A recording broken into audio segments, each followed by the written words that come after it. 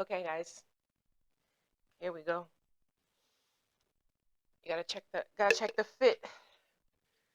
I want to welcome you to another episode of Love Tribe. I'm recording like really late in the night. I just came back from like a really nice date, or like a decent date, I guess I could say. But I want to talk about something that I got inspired. Hold on, I'm gonna have a little drink. It's sparkling water.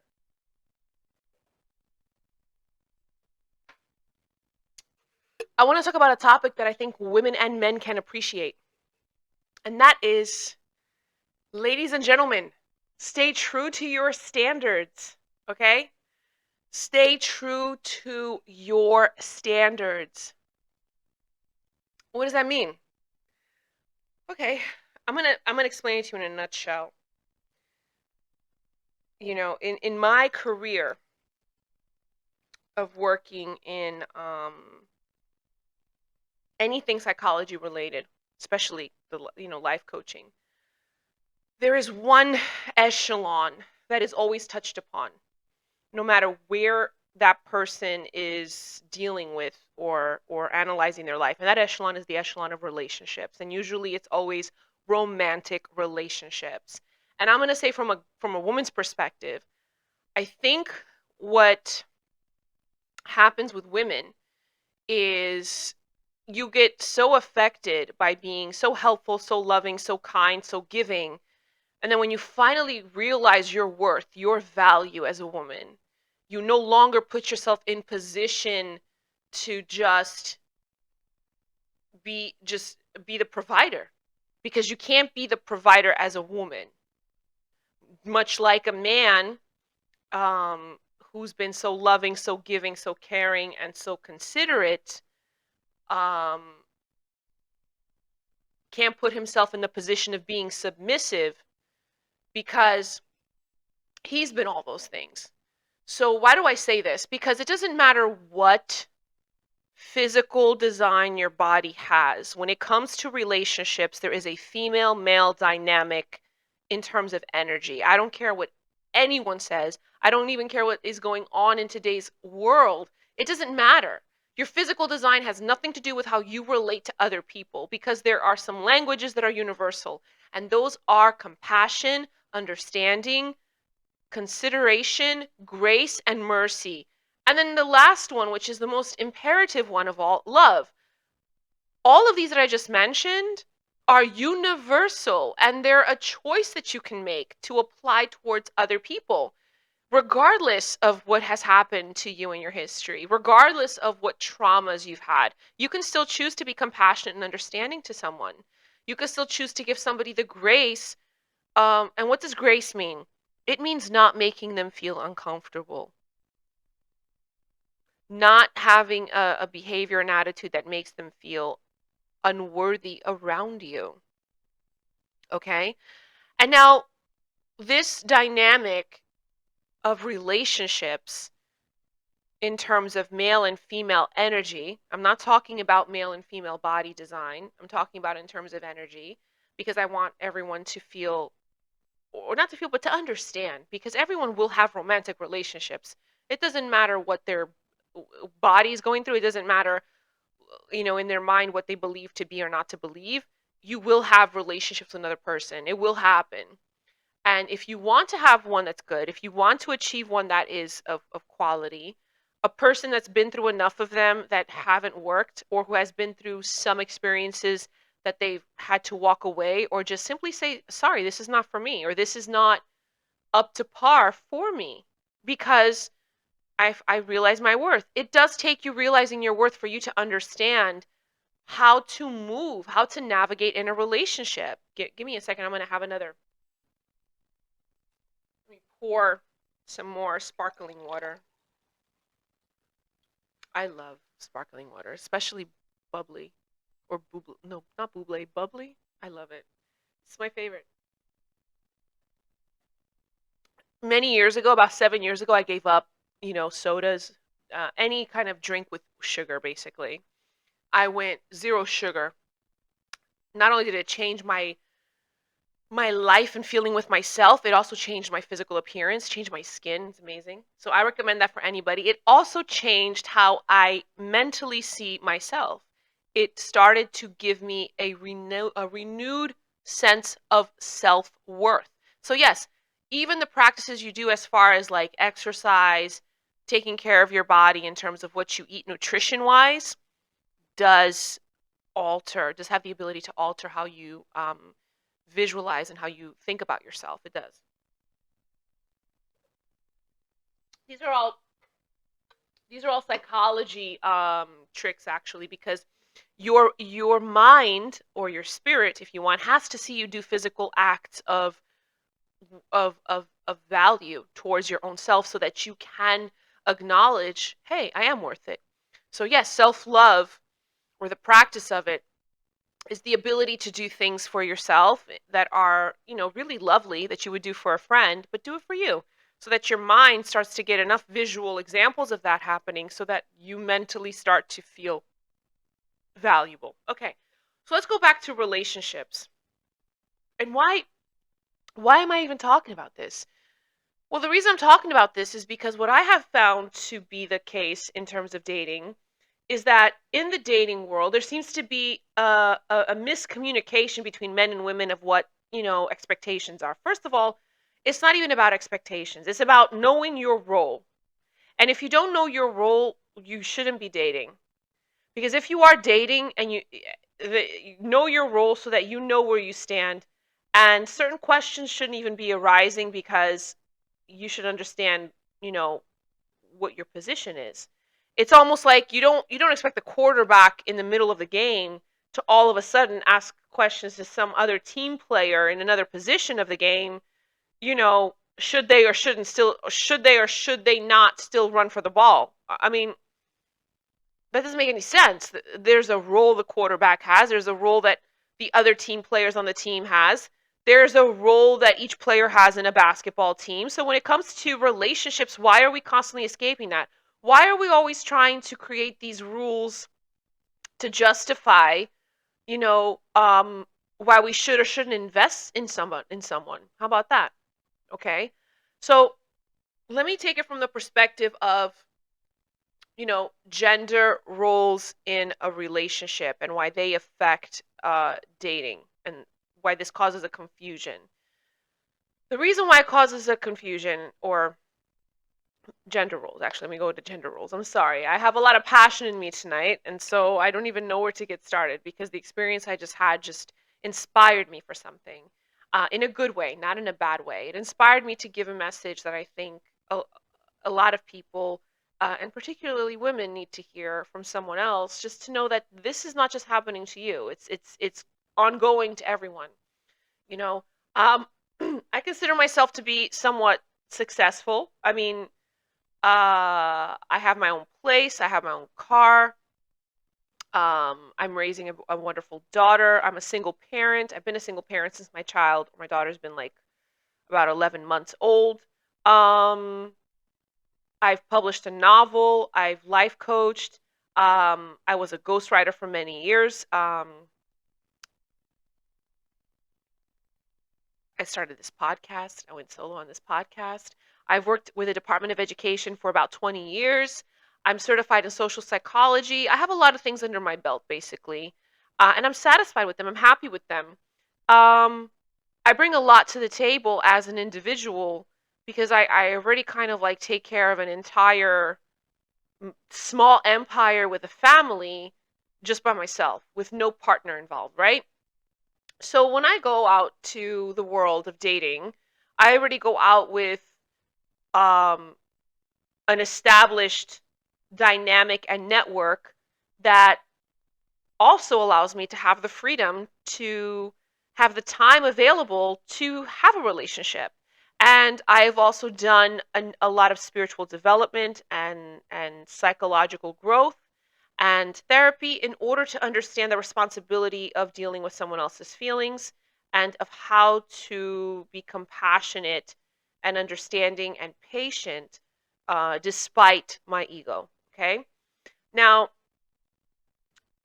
when it comes to gender roles in relationships, um,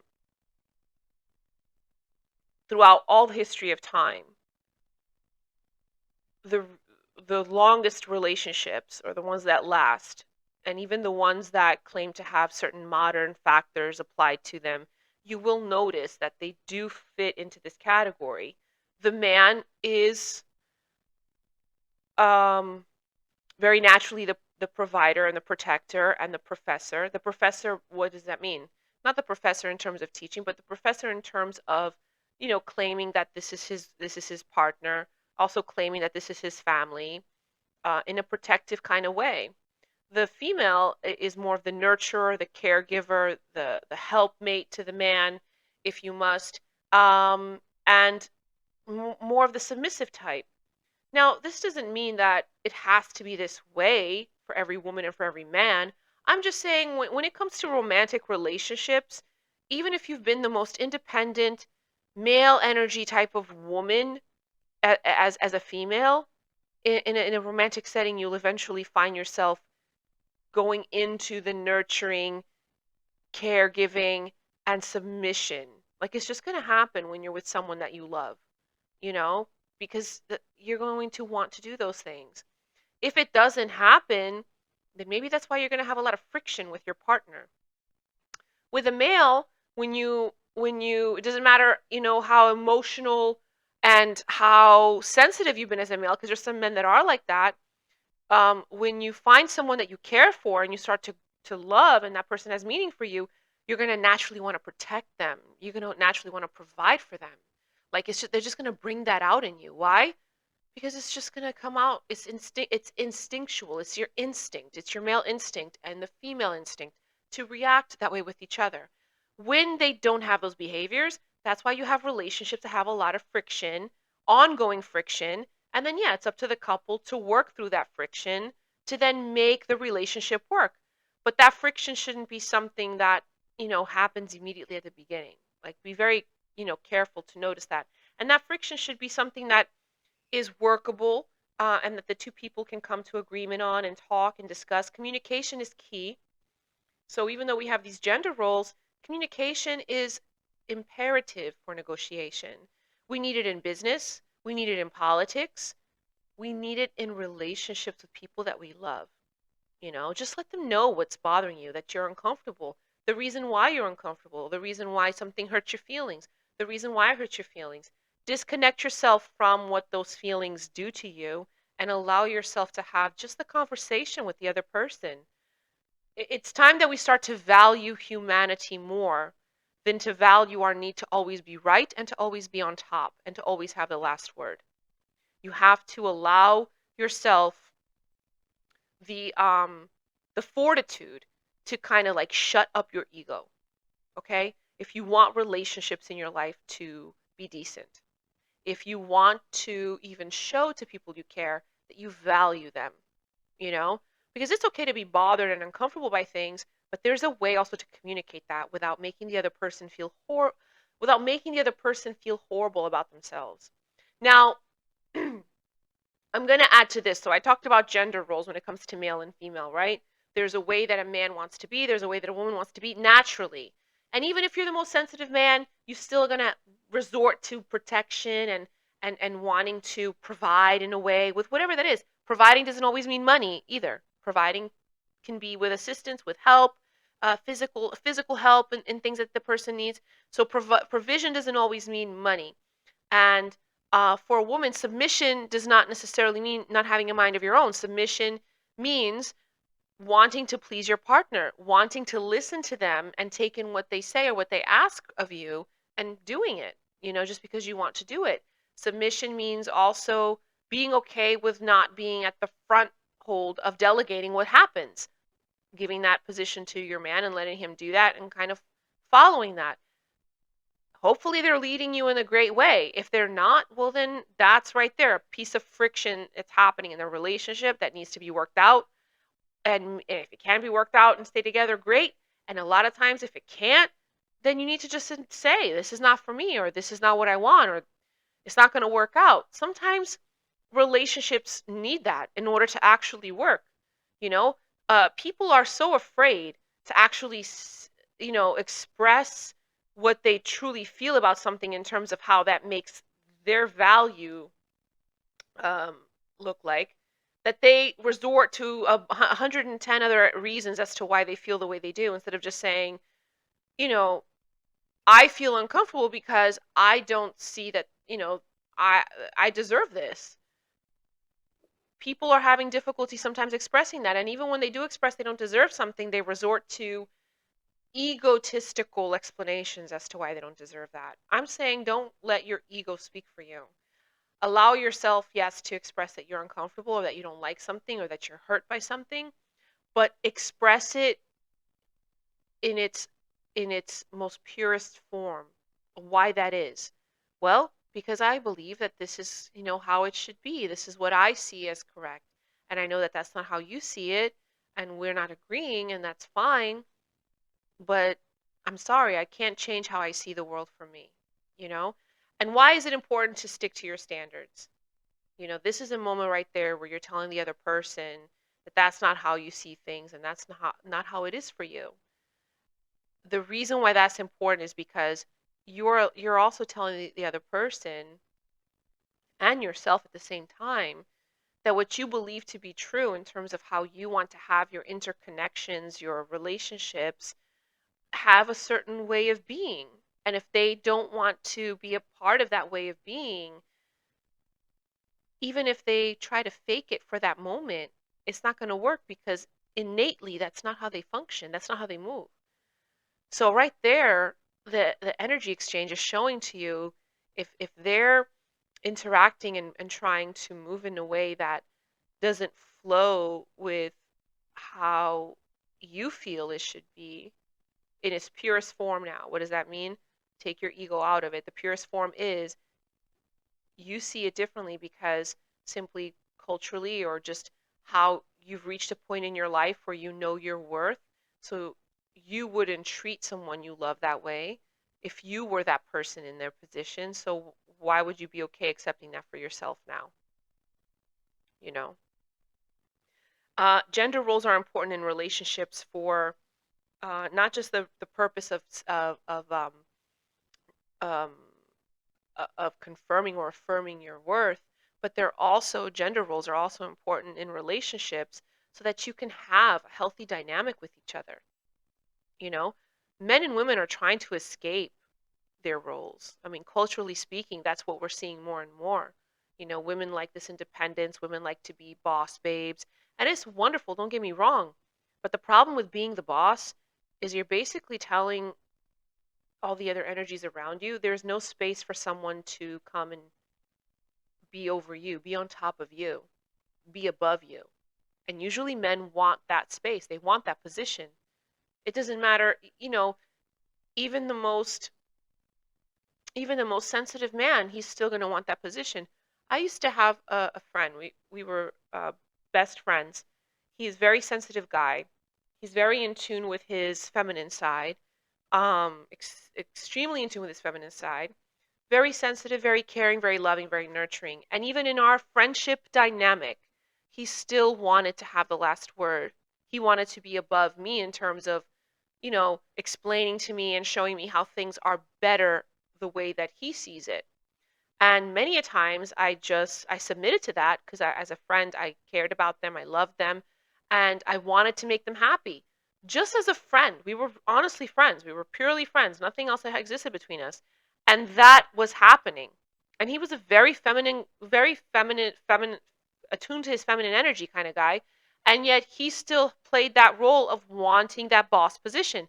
So, yeah, being an independent woman is great, being a boss babe is great, but that doesn't mean that that's the dynamic that you're going to have in your relationships. And understand that. With men, the same thing. Being very sensitive, being attuned with your spirit and everything. Oh, it's all wonderful and all great. Being attuned with your emotions and being able to express them, that's great too. But keep in mind, when it comes to your dynamic with a woman, you have to show her that you can be a protector and a provider. Why do you have to show her this? Because you might be dealing with someone that has always been a provider and a protector in all sense of the word, and they want to know that if they're going to share a position with someone, that person can take that for them. That person can do that for them because they need that done for them. Why they need that done for them? Because it's time for them to not do that anymore. They're not going to give up their freedom to be in a position where they still got to protect and provide, plus nurture and care and submit. You know, you wanna double check everything I'm saying? Check out my Boys and Crew season. They will confirm this. There's a panel, an amazing podcast panel. I think it's like 4 or 5 men, where they have said this in on numerous episodes that they have. They have discussed how men have a role they have to fulfill. If you don't fulfill that role, you can't expect to have an amazing partner, an amazing woman, or companion, if you may. Uh, you can't expect her to be the protector provider, the nurturer, the caretaker, the homemaker, and also the submit, the one that submits to you. How is she going to do all those roles? She's going to be tired to fulfill anything else in that relationship, which obviously means you're going to also be turning off her mojo. Let's not, if you're wondering why a lot of women out there in relationships, if it's your girl or even women yourselves, if you're carrying some guilt for this, that you're just not feeling turned on as much for whatever reason, it's probably connected to the fact that you're dealing with men that are not fulfilling their role. They're trying to escape fulfilling their role and still get the benefits or reap the rewards of having a connection and being a man in the connection. But you can't reap the rewards for something that you don't work for, men or women. And we can have men that will say, well, then, what is the woman doing? They shouldn't just get everything catered to them. Okay, no, they shouldn't get everything catered to them.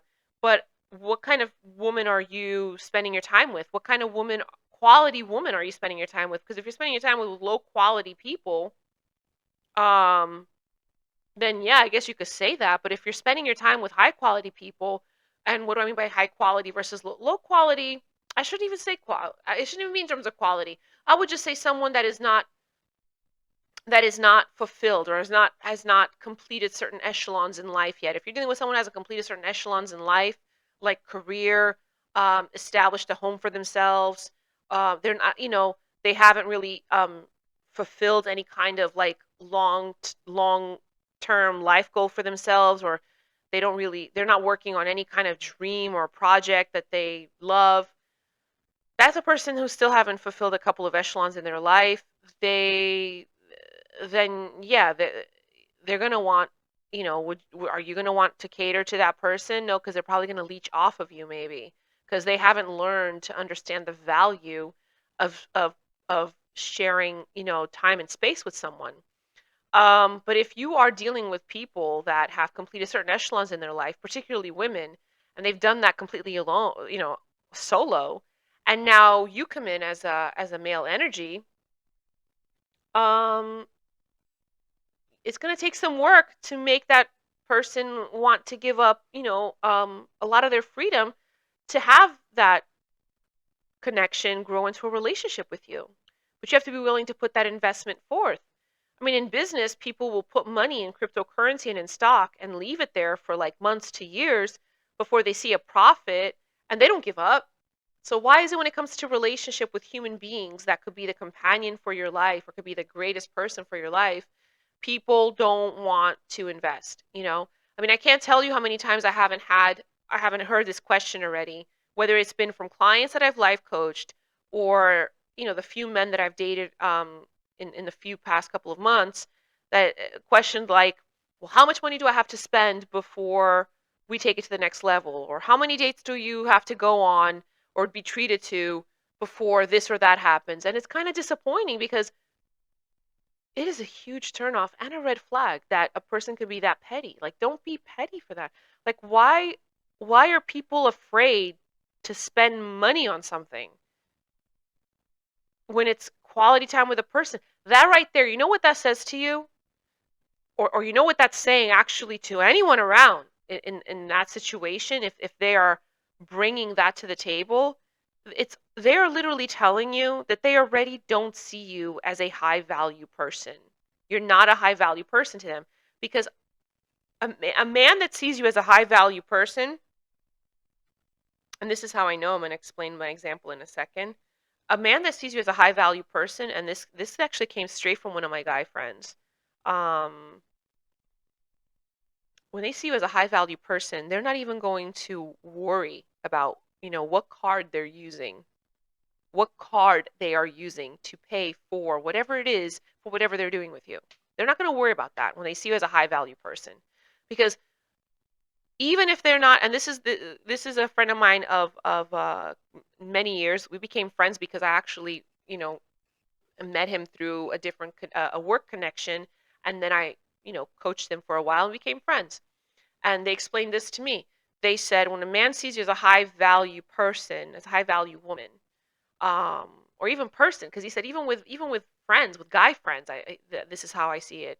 They're not going to worry about what card they are using because they are getting a couple of things from that connection, even if it's not romantic. And here are the things they're getting.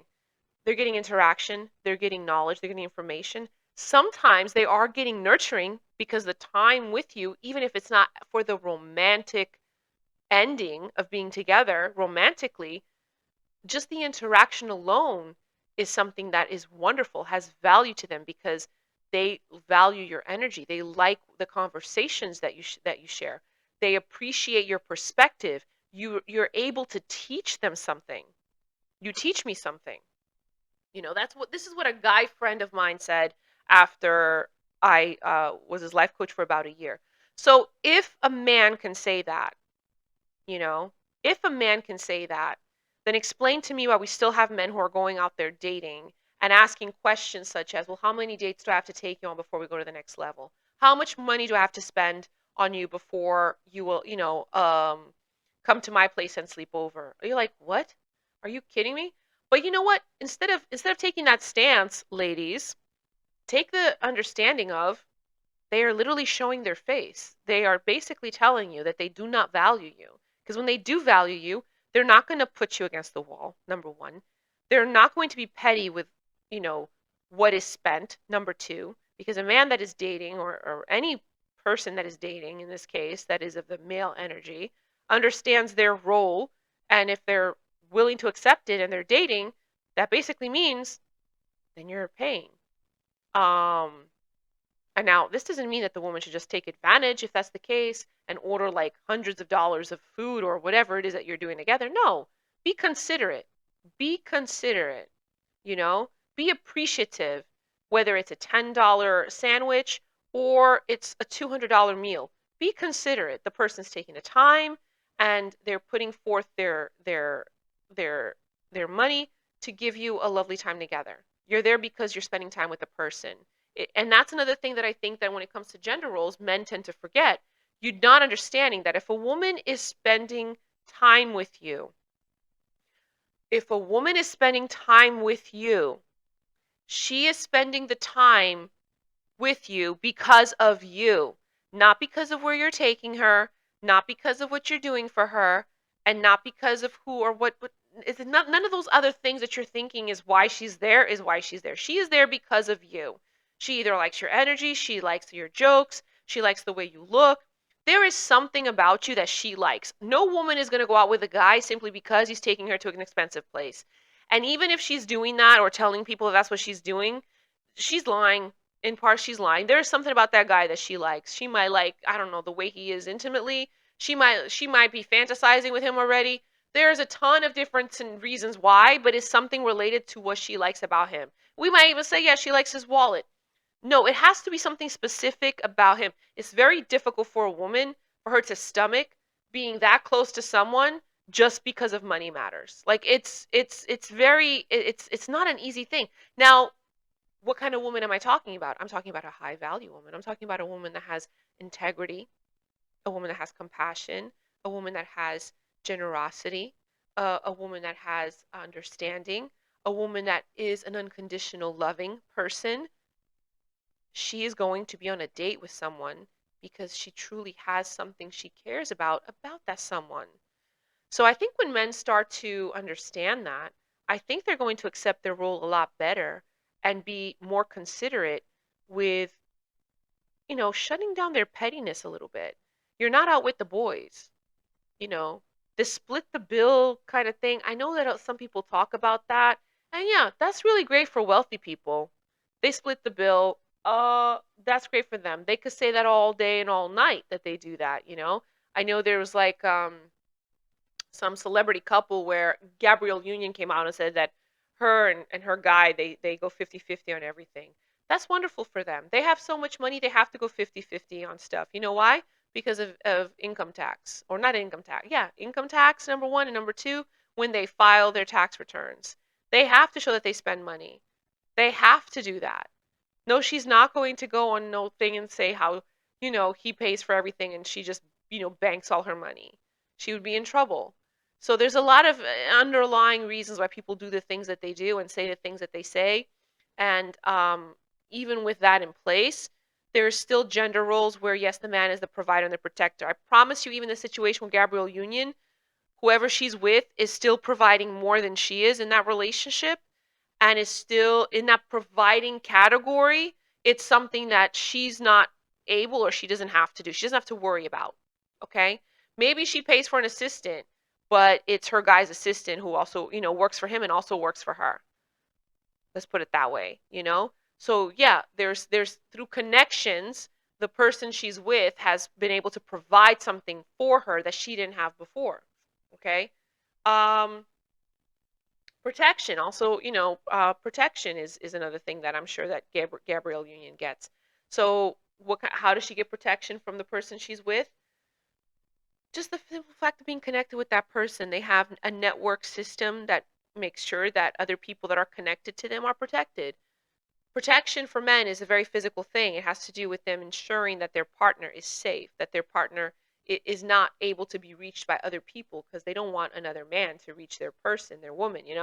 And when I say men and woman, I'm talking about in terms of energy dynamic in a relationship. Okay, it's not just male and female in terms of like physical design.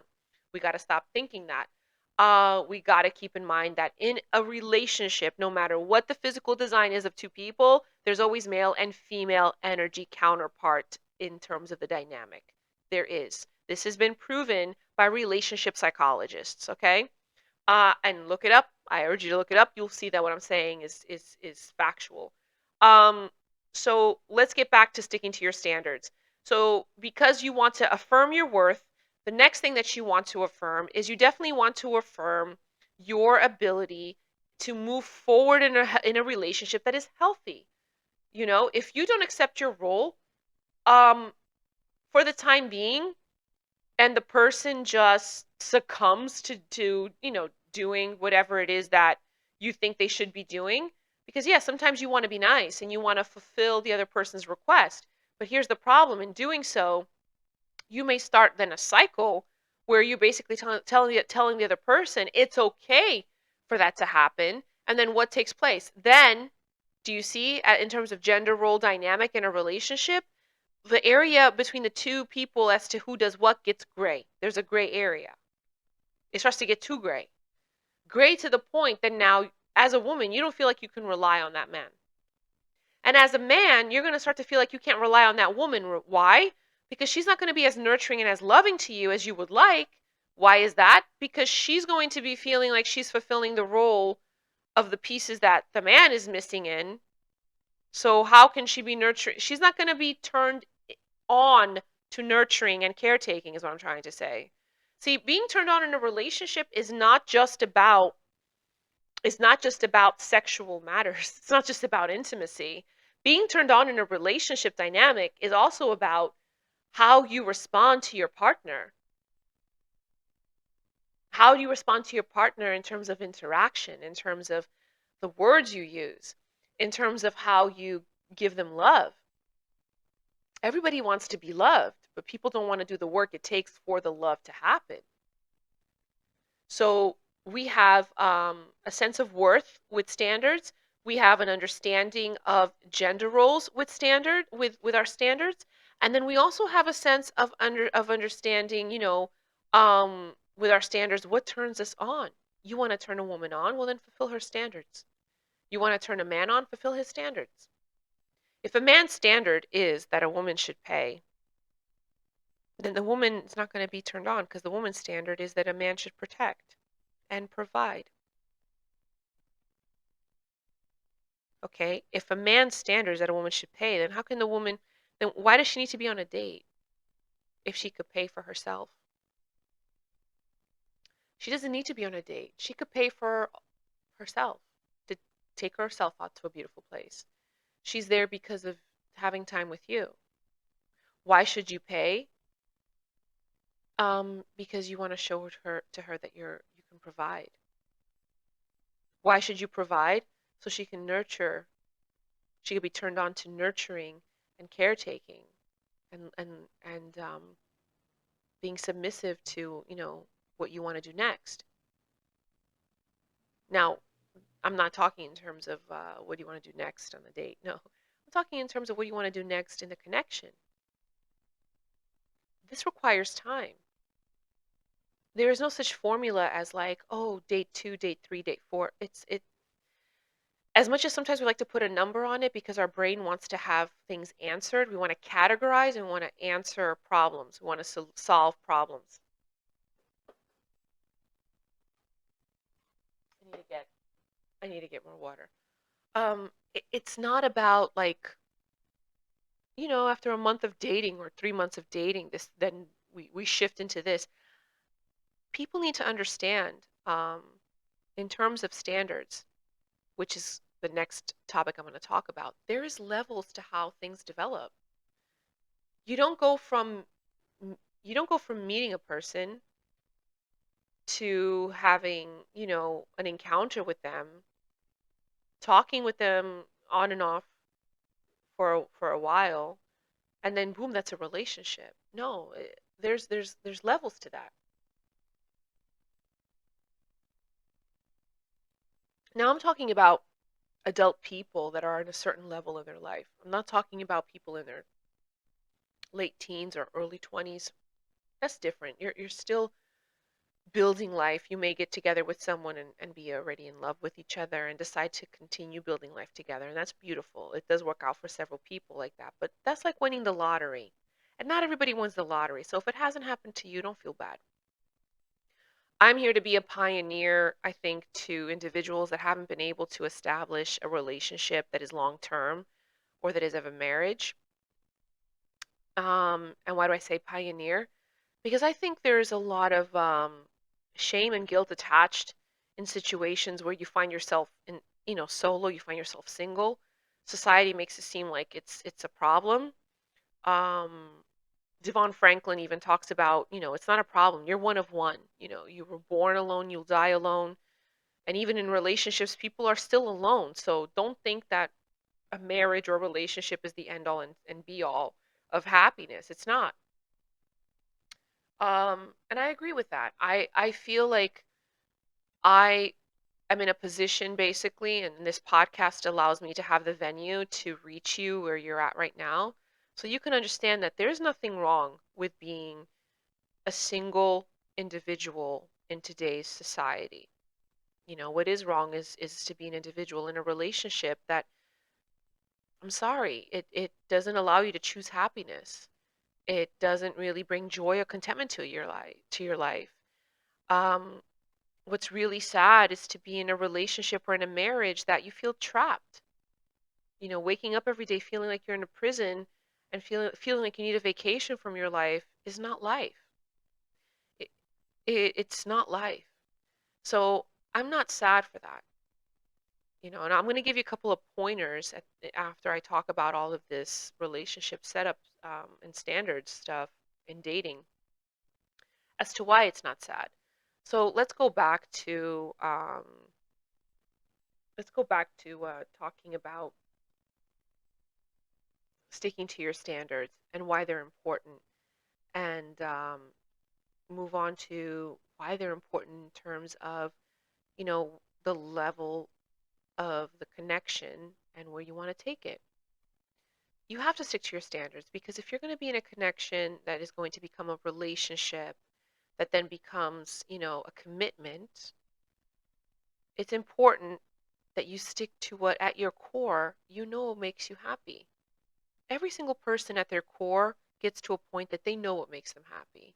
They know what they need because they know what they can do. For instance, I know already from experience and things that I've lived through I am an excellent protector. I am a really good provider, unconditional lover, an extremely great listener. Um, I am reliable. I am caring. I am giving. I am generous. I'm considerate.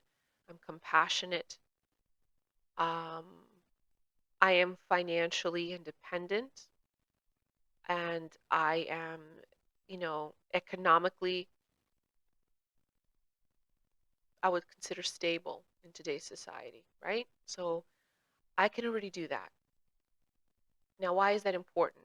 Since I know I can already do these things, I'm confident that I can do them. Well, then I already know what makes me happy. What makes me happy? Somebody that can do that. Someone that can do that without a problem. I have been the person that has, taken my card out and not worried about who's paying for what. I have done that. I can do that.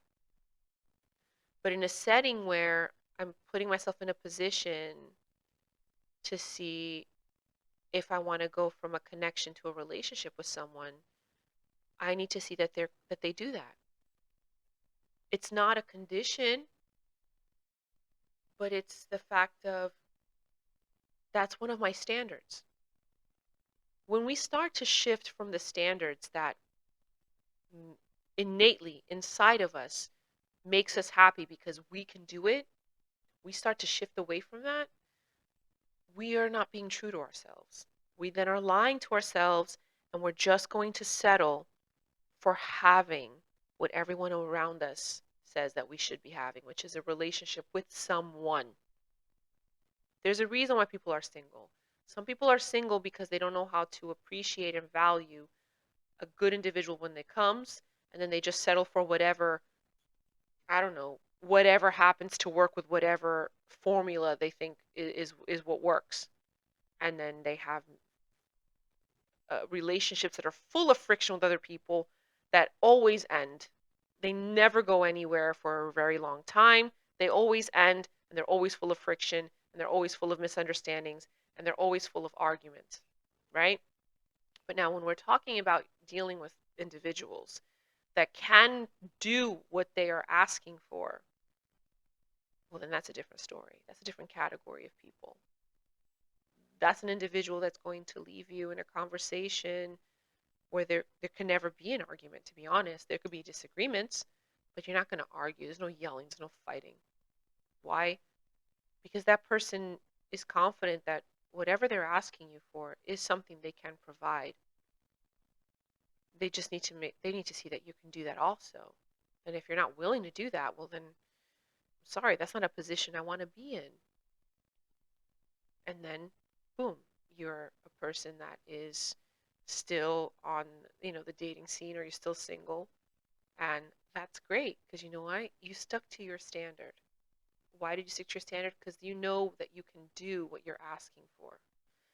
Another thing, why is it important to stick to the standard of um, wanting, like, in terms of a woman, wanting a protector, wanting a man to be a protector? Because I've been a protector. I'm a single parent, not just of my kid, but I've been a protector. I have a younger brother, but I've also been a protector of other individuals. I've mentored young teens.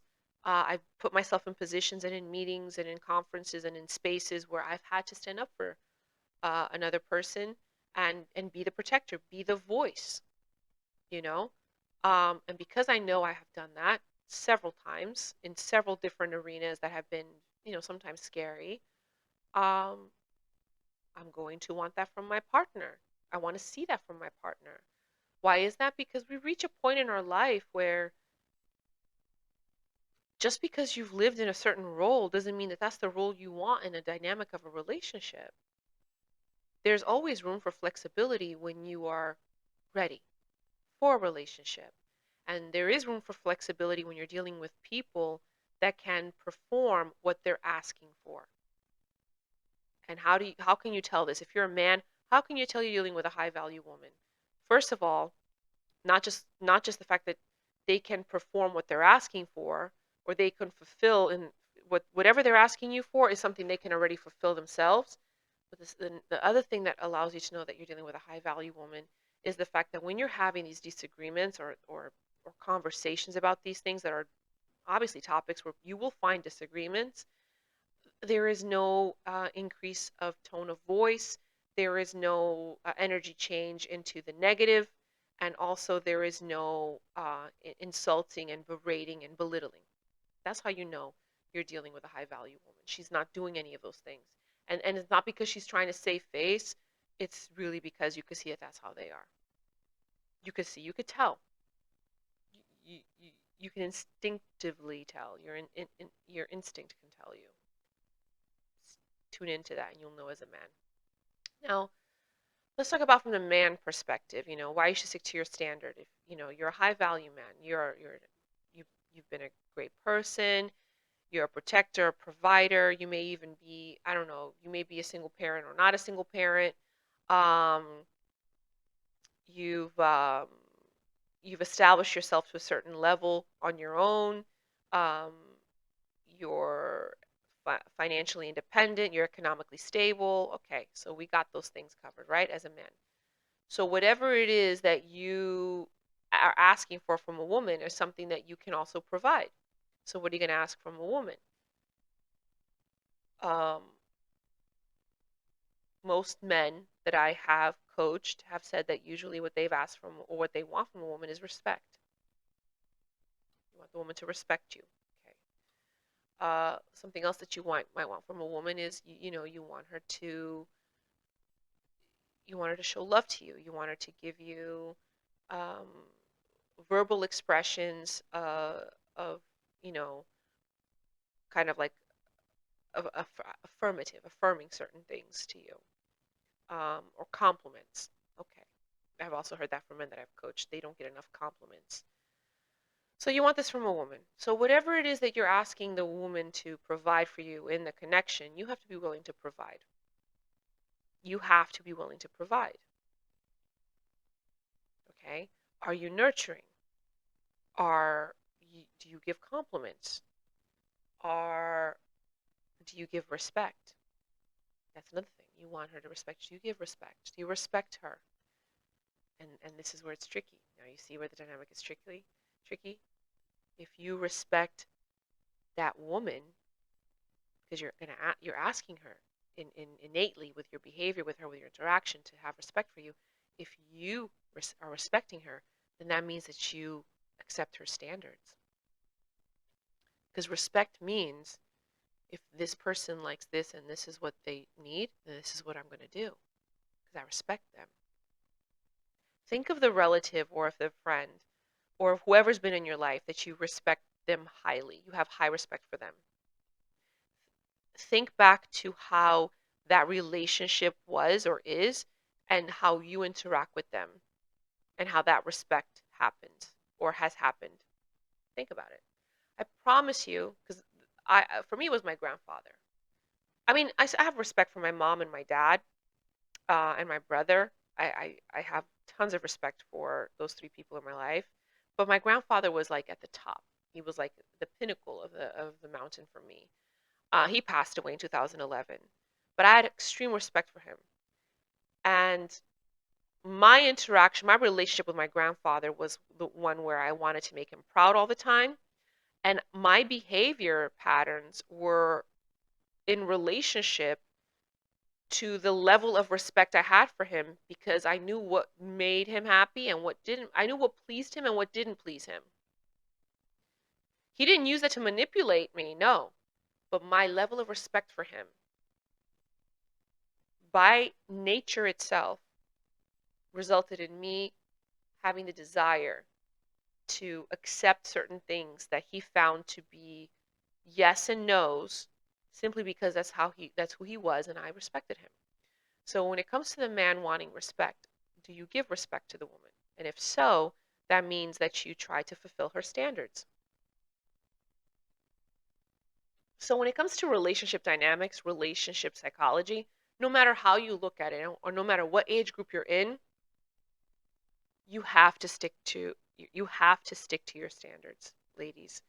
Because women, And their standards in the dynamic of relationships are what determine how that relationship goes and how it remains. You know, ask any married couple of like 30, heck, 10 years or more, and the man will tell you at some point that the real boss is the wife, right? I mean, yeah, they like to say that. Why the real boss is the wife? Because once you're married and you have that long term commitment with each other, now you're building this life together, the woman kind of, she's the homemaker. She makes the house feel like a home. She's caretaker and she's the nurturer and she submits to her husband, yes. But in that submission dynamic with her husband, there's an exchange of ideas and advice. And a lot of times the man listens to his wife and he will put into practice what his wife suggests. Maybe not the first time because he's stubborn, but eventually he does. Okay? Um, and then, yes, the man will admit the woman is the boss. Why? Because the woman is setting the standards. It's not that she's the boss and wears the pants, because any relationship where the woman wears the pants is a doomed relationship. One of them in there in that dynamic feels trapped and wants to leave. That's just psychological. You cannot be wearing the pants to the point that the other person has no say in in the yes or no of the relationship. It needs to be a dynamic where there's a submission from the feminine energy towards the male energy. It causes the male energy to want to listen to the feminine energy. They have an exchange of ideas and advice, and the male is given the opportunity to employ that. And then, yes, 90% of the time or more, it ends up being what the female suggests or the advice she gives anyway. You just have to allow time between the sharing of ideas and processing. You just have to allow also space for a mistake to happen or mistakes or for the going wrong to take place. And you also have to allow time for the other person to feel comfortable with it. What if you're dealing with someone that hasn't been in that arena, you know? Um, and now I'm going to transition into why I feel, there's some positives to having, scenarios that don't go well when it comes to dating. And there's some positives to being in solitude when it comes to sticking to your standards. But let me explain this first to you guys. Why is it that when it comes to the dynamic between men and women, why is it that we're always so quick to want to allow our ego to position us as always being the correct or the right one? You know, don't allow your ego to trick you into feeling like you have to be right, you have to have the last word, and what you say is what goes. Don't do that. That's detrimental. That's why people get the whole concept of being submissive wrong. Being submissive doesn't mean that the woman just does whatever the man wants. No, it means that you submit to your partner, means that you allow for the space for them to come to you with whatever it is, however they come to you. You don't allow your emotions to take over. This is a very hard thing to do, and after so many years, I finally achieved it. But it took a lot of painful experiences. Um, but I wish I had somebody tell me this earlier, that even in the moment that you're feeling emotional in a situation of a relationship or of a dynamic, when the male energy comes to you with whatever it is, just listen. Just listen. Even if you disagree, just listen. And then after you've listened to everything they've said, then you give your perspective. Then you give your advice. But you give it to them in a way that you almost are talking to yourself, or the way that you would want it said to you.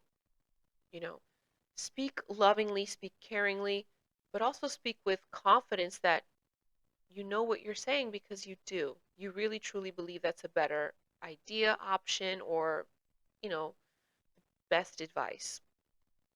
Don't use it as a manipulation. And then you have to allow the male time to process that to deal with that. Sometimes sit with that. Some people take a few minutes, some people take a few hours. Some men may take a few days. Allow that space.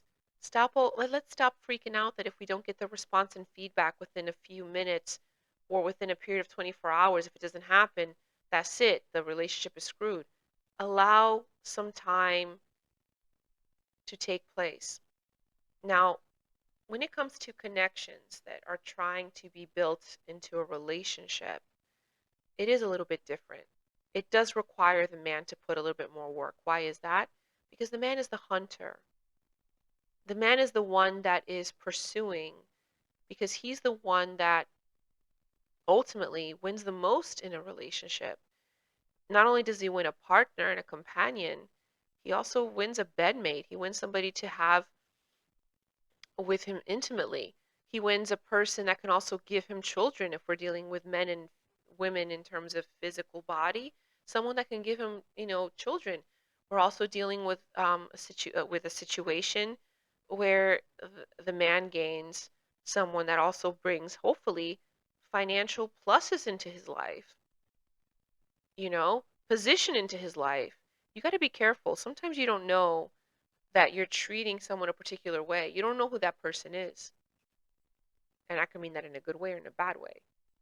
Good way, maybe you just treated a princess in a way that you wouldn't have treated her that way if you knew she was a princess in another country.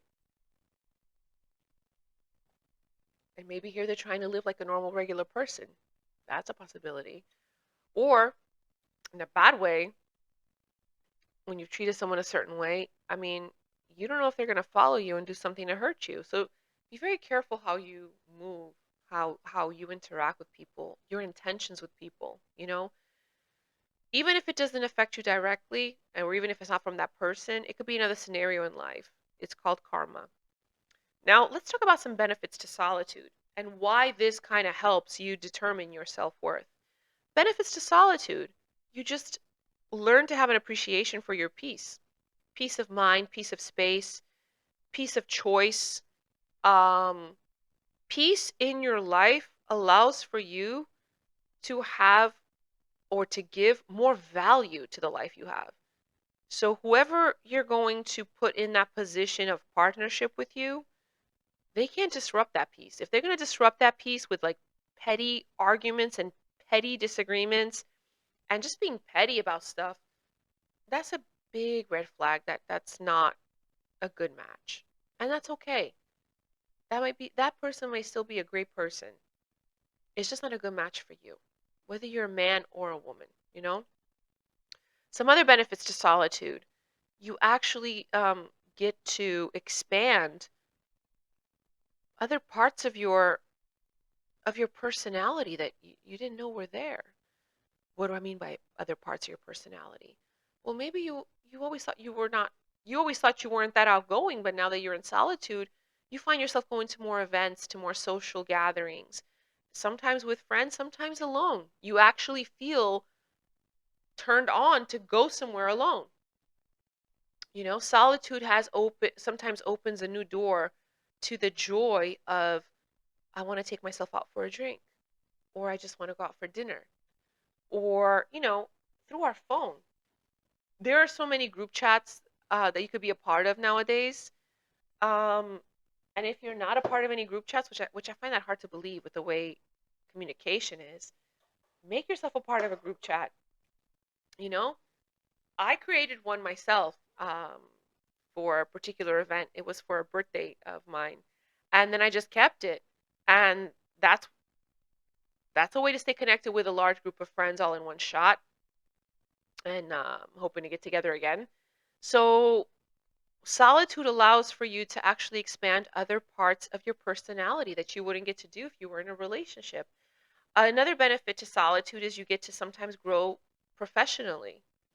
Since you're not devoted to a relationship, you're not focused on growing and developing a relationship and, all the extra work that comes from a relationship when you're a woman, like the cooking, the extra cleaning, the emotional outpouring, the additional time that's spent with the other person. Uh now you have all this time for yourself. Even if you have kids, but there's no partner there, when the kids are not needing you, you have that quality time just for you. I mean, that's a big plus in solitude, if you ask me. You can color your hair, you can do specific facials to yourself, you can watch shows, you know, consecutively without interruption sometimes. You can read a book or several books. You can watch or listen to several different documentaries of whatever topics you want and not have to explain or justify yourself. Just watch them and just take in that information. Another thing you could do, and this was actually proven in a study recently. Um, yeah, it was a recent study done in 2023. People that are single um, enjoy events, museums, concerts, anything that is of the audio-visual nature. More of their senses are involved in enjoying that experience than people who are in a relationship and go with a partner. Single people actually enjoy more. They take it in more. So remember when I was telling you how when I go on a date sometimes I don't necessarily even need to have uh oh, I don't think I was actually saying it here, but I'll say it now. I don't even need to have like multiple drinks or multiple of anything. Like one of something is enough for me, and I'll slowly enjoy it throughout hours of the night because I just take it in. I find myself just taking in the scenery, the colors, the architecture, the artworks that are hanging up, how people dance, what they're wearing. I'm observing this and taking it in. I'm appreciating. I'm having appreciation for how other individuals are enjoying their time as well as myself and also the person I'm with. Um, and of course, sometimes I have to interject and have a conversation with the person I'm with because if I don't catch myself, I might just stay quiet and just take it in silently. Why is this? Because I discovered this in solitude. I discovered an appreciation for the simple details of what's around me and appreciating that. And sometimes a person you're on a date with may not understand that because that's not something they're used to. So another telltale sign is if you're on a date with someone and they have a difficulty handling silence, it may be also an indication that they have a difficulty handling silence because there's some anxiety attached there to the whole interaction and the dating and the relationship boat, you know. Another benefit to solitude, and this one has to be for me the greatest one when it comes to everything else. Another benefit to solitude is the ability to choose whatever I want. Solitude gives you the option of open choices all the time. You don't have that in a relationship. You know, relationships require you to come to agreements. Sometimes people call that compromises. I don't believe in compromises in a relationship. I believe that when you're with a person that you genuinely care for, you start to love unconditionally in a way. And I say in a way because love is something that grows a little bit every time as you're together. Um, you're not compromising. You're choosing to do that because you have love and respect for them. It gives you joy to choose that for with them or for them or because of them. So it's not compromising. Compromising is like, oh, I have to do this. I have to give up something else I really love to do this. Okay. It sounds negative. I don't see it as compromising. But when you're in solitude, you have full access to any choice, anytime, all the time, with zero explanation. Why do you want to get yourself out of there to put yourself in a position where now you have to choose based on what someone else likes or with somebody else, or you have to counsel or meet with the other person to discuss A, B, and C before you make a decision because they may not like it. It may be an argument later. It's just so stressful, you know? I'm not an advocate to staying in solitude forever and being single forever. No. But I'm also not an advocate for being in a relationship just for being in a relationship for the sake of saying I have a relationship, I have a man or a woman. That's also unhealthy. You're going to put yourself in a position where you're going to have lots of friction in a connection, and also you're going to have lots of pettiness. Why? Because the other person is not going to fulfill what you're looking for because they're not settling. If you're dealing with people that are of high value that are not settling, then no, they're not going to be, Speedy Gonzalez into a relationship. That's number one. Number two, even if they are considering a relationship with you, they're not going to just drop their standards because that's what you do. So it is time, ladies and gentlemen. Stick true to your standards. Figure out what those standards are.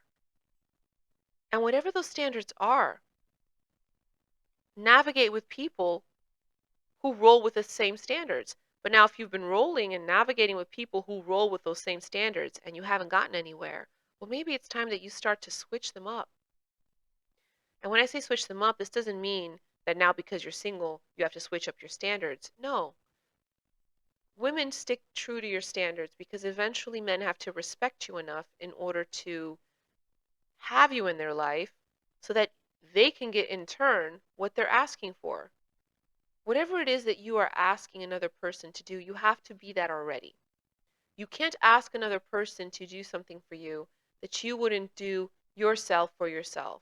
So if you're not a person that takes yourself out and treats yourself to nice things by yourself, then don't expect another person to do that for you. That's number one. Number two, if you're asking a person to do A, B, and C in a connection or for a relationship, make sure that you have already been able to do that for yourself, by yourself, in your relationship with yourself. And number three, okay, when it comes to interaction with another person, what you're asking somebody else to do, whatever that is, be sure that it doesn't make you drop your standards. Okay? Don't go from having high standards and drop them till being lower just so that somebody can fulfill the bar and that's it. You have somebody. Please don't do that. Please don't do that. You're worth what you're asking for. And find out what that is because at your core, you do know instinctively what makes you happy. And what makes you happy, that's what your standard is. So if you take some time and jot down a couple of things, what makes me happy or what would I be happy with in another person, let's say. What would I be happy with in another person? Write those things down. When you write those things down, read them back to yourself. Those are your standards. That is what you need in a partner. If that's what you need in a partner, can you do those things today, right now? If the answer is yes, great. Start dating. If the answer is no, then please do not be dating. Please take a moment to grow yourself to be what you're asking for from the universe. Because what you don't want to happen is the universe actually gives you what you're asking for, but you're not even able to provide that because it's not who you are. You lose that great person. So keep that in mind. And this is what I wanted to talk about. I was so passionate after the experience I just had, and still got love for that person, but I definitely don't think it's a great idea for me to change my standards simply because the world is telling me it should be this or it should be that, or someone else is saying that I should do this or questioning why I feel this way or that way. Listen, culturally speaking, non-culturally speaking, gender speaking, non-gender speaking, it doesn't matter. When it comes to relationship, no matter how we try to sugarcoat things, change things, make things sound modern, make it sound like, yeah, it's cool for women to be, women and men are equal and 50-50, that does not work in a relationship dynamic. In a relationship dynamic, it is the same way as left and right brain dynamic in neuroscience. Relationship dynamic becomes left and right brain situation. Women and men take different sides, even of a bed, okay? So they take different sides of that left and right brain component when it comes into relationship dynamics. And there are roles to be fulfilled. Those roles have to be fulfilled for you to have a relationship that has good health, for you to have a relationship that doesn't have a lot of friction. Friction means like arguments, disagreements, and such. You don't want to have one that has tons of friction because then that means that one of the two people is not fulfilling their role. Okay? And I promise you, if you take some time to analyze relationships you've had or relationship you're in or connections you're trying to have, I promise you, if you analyze everything I just said and relate it to what you're in, you will notice slivers of truth in everything that I've said connected to your scenario. Let's take the shame and guilt away from the concept of being single and recognize that you're one of one, like Devon Franklin says. Let's recognize that we have men out there that are very proud to fulfill their role and that will support what I have just said as well, um, in a loving, nurturing, caring, respectful way, because they are true men and they are proud to be protectors and providers, because they want to be respected.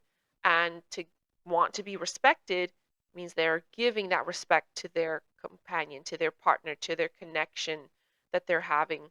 And that respect means that they are accepting the standards that are required, okay, that are required to have that exchange, that interchange of energy with that person.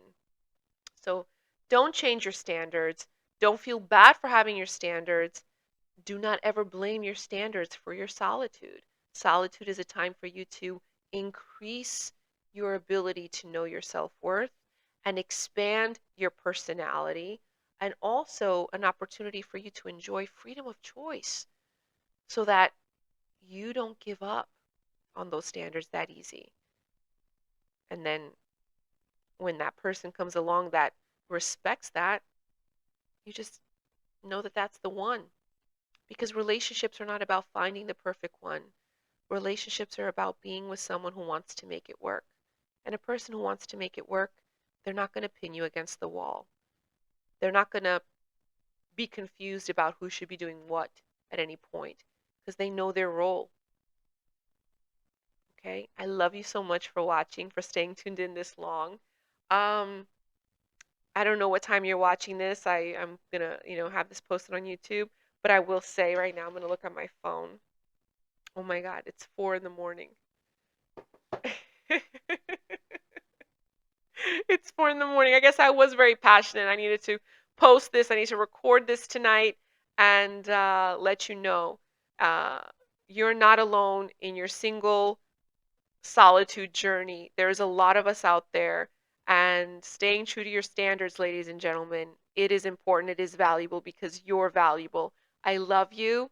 I appreciate you, and I am always grateful for you. Until next time.